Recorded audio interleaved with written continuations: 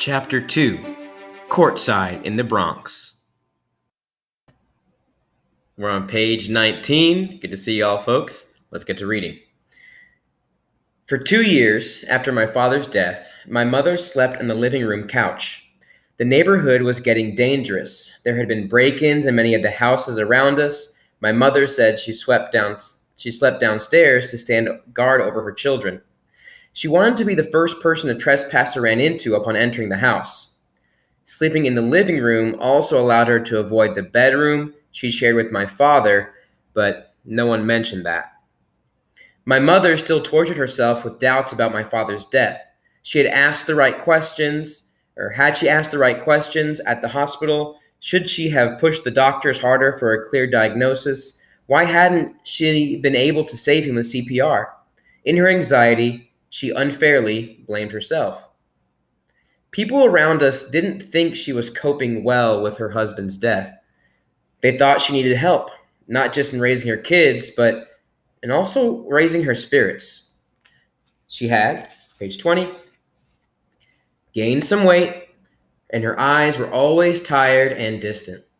We were surrounded by her longtime friends from college and my uncles and aunts from both sides of the family, but their support just wasn't enough. Finally, swallowing back tears, she called her parents one morning. "Mom, I want to stick it out in this home I bought with Wesley. I really do, but I can't take it anymore. I can't do this alone." She took a deep breath. "So, if it's all right, I think we need to move up to New York with you." My grandmother was thrilled. Before she even answered my mother, she called out to my grandfather, "Joy and the kids are moving to the Bronx!" 3 weeks later, Nikki, Shawnee, and I stood outside our car, staring with disbelief at our now empty home. This was it. We were actually leaving Maryland. "All right, guys, load up," my mother yelled cheerily as she slammed the trunk of our lime green Ford Maverick.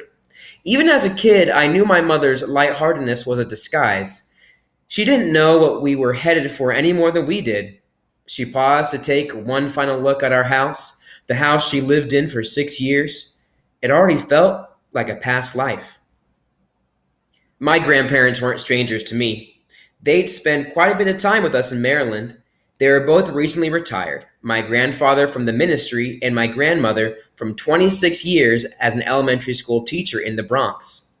I was excited to live with them because they spoiled us like crazy. But I hated the idea of moving away from my friends and leaving the only world I'd known. On the drive, Mom reminisced about her childhood in New York City. My mind flashed to movies and pictures of New York that I had seen. Its energy seemed electric to me. "It's safe there," she smiled at me in the rearview mirror. "In all the time I lived in New York, I never experienced crime, violence, nothing. There's a real sense of community. Always someone to look out for you and give you a hot meal when you need it. And the zoo is only a couple minutes away from our house." But once we left the interstate, the feeling in the car shifted. As we navigated the burned-out landscape of the Bronx, it must have been clear to my mom that things had changed. The Bronx was home to an extremely diverse population. Areas such as Italian immigrant-settled country club neighborhood were among the wealthiest in the city, but were only minutes away from the poorest districts in the nation. When my grandparents moved from Jamaica to the United States in the 1950s, the South Bronx had already begun its transformation from a mostly Jewish area to one dominated by blacks and Latinos. When my mother was growing up in the Bronx, the sense of family and community was strong despite rising poverty levels. With every decade that had passed since she left the area, things had gotten worse. In 1977, when President Jimmy Carter visited the, page 22, South Bronx, he said it looked like a war zone. Now, 7 years after his visit, my mother was moving back. When my grandparents arrived in the United States, their first priority was to save enough money to buy a house, and they chose one in Paulding Avenue. America allowed them to create a life they never dreamed of in their home countries of Jamaica and Cuba. To them, a house was a commitment to being Americans. Somehow, their three-bedroom home always managed to stretch itself when people were in need of a place to stay. There were always at least 5 people living in that house, and sometimes as many as 9. Conditions were tight. With our arrival that late summer day in 1984, we brought the number of inhabitants to 7. My mother called out, "Almost there!" just as we stopped at a red light at the corner of Paulding and Allerton Avenues. Outside our car window, we saw a woman in short shorts that showed off scaly, ashy legs. She stumbled forward, her right hand tightly gripping a wad of money. She was approaching a boy no older than 16. He was darting his head back and forth as if on the lookout for something. As the woman reached him, the light turned green and my mother quickly stepped on the gas. Even craning my neck to look backward, I didn't see how the scene ended. When I faced front once more, I could see the nervousness in my mother's eyes reflected in the rearview mirror. Moments later, we arrived at our new home. My mother switched off the radio and turned off the engine. I got out of the car and wandered down the street, page 23, in front of the house. My attention was attracted by a telephone pole to which a picture of a young girl was taped. Signs saying, "We love you, April, see you in heaven," were taped all around the picture, and stuffed animals were scattered on the ground. The whole thing gave me the creeps.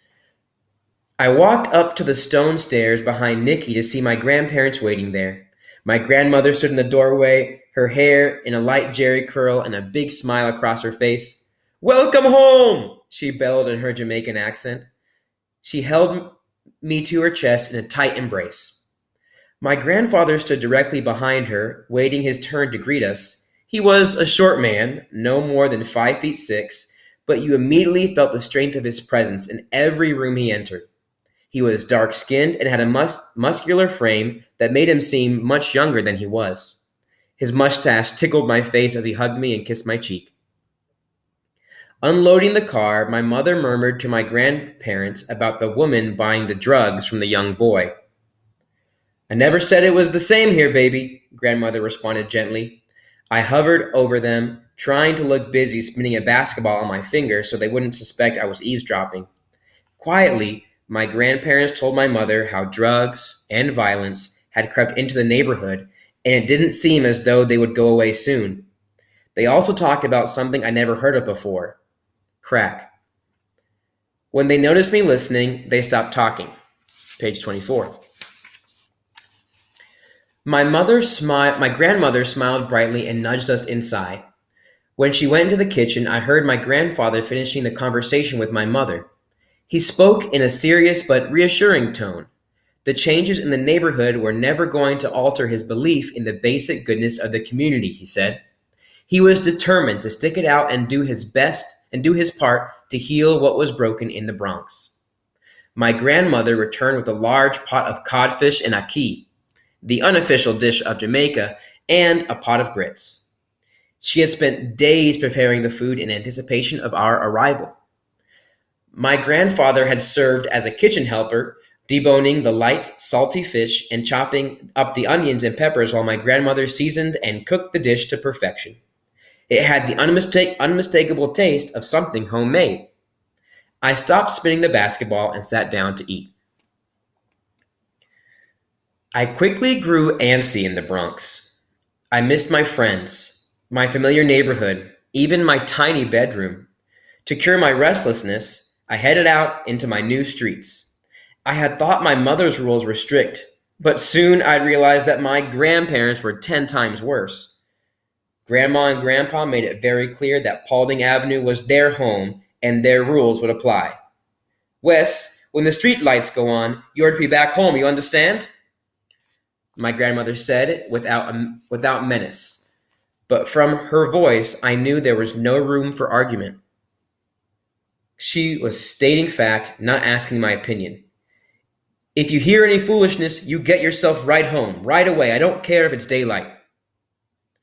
Foolishness was Grandma's word for gunfire.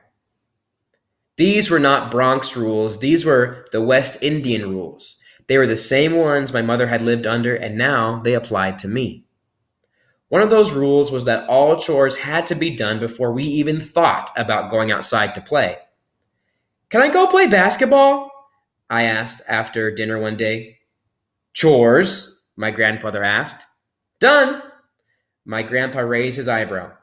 "Go play, but come right back." I took my time getting to the courts, finally finding my rhythm as I dribbled the ball down the concrete sidewalks. I didn't want to seem like a tourist, but I was soaking everything in. People looked me up and down. I glanced back, even gave them a nod, and continued practicing my crossover dribble. People were everywhere, sitting on the stoops, hanging out on the street corners, calling from windows. The boom bap of early hip hop tumbled out of the apartment buildings and mixed with Spanish music blaring from boomboxes. Then there were parts of the Bronx that had looked post-apocalyptic. Whole blocks were abandoned and left to decay. Buildings were charred from fires. I didn't learn until later that drug dealers were still making use of those, page 26, abandoned buildings, and that landlords often hired arsonists to burn them down for insurance money. Folks walked by with vacant eyes, flickering, their heads nodding off. I learned later that their swollen hands were telltale signs of drug injections. I finally arrived in the courts and saw a handful of guys playing 3-on-3. They looked a little older than I was, or at least bigger. They were all better on the court, too. The red iron rims had no nets, and since there's no real give on rims, every shot ended in either a silent swish or a high bouncing brick. I was intimidated, but I hung around to watch. I knew my deadline for going back to the house wasn't too far off. I was practicing my lefty dribble next to the iron gate that surrounded the courts when one of the guys fell hard to the ground. He had been accidentally hit in the face while driving to the basket. Blood trickled from his mouth. He quickly walked off to get some water and clean his face. No foul was called. I would soon learn that calling fouls just wasn't done. They were down a player. All at once, they were looking at me. I was the only person on the sidelines. "You good to run?" one of the boys asked me. I dug up whatever confidence I had, placed my basketball on the ground, and walked towards them. My oversized sneakers clopped on the asphalt like a pair of hooves. Each boy called out his name, and I gave him a quick dap, an informal greeting of clasped hands and bumped chest. "What's up? I'm Ozzy." "What's going on?" "Deshaun." I tried not to grin too hard. "I'm Wes." From this moment, I could tell there was something special about being on a Bronx court. The basketball court is a rare sanctuary, a meeting place for every kind of ball player. You find the high school all-stars running circles around the overweight has-beens, guys who'd played above the rim years ago and now they're just trying to catch their breath. You'd find the drug dealers there, mostly playing the sidelines, betting major money on pickup games and amateur tournaments, but occasionally stepping onto the court smelling like a fresh haircut and wearing gear that was too fine to sweat in. But even they couldn't resist getting a little run in. And God help you if you played them too hard or stepped on their brand new Nike Air Force Ones. You'd find the scrubs talking smack a mile a minute and the church boys who didn't even bother changing out of their pointy shoes and button-up shirts. You'd find the thugs pushing off for rebounds and the A students quietly showing off their silky jump shots, the running back down court with their eyes to the ground, trying not to look too pleased with themselves.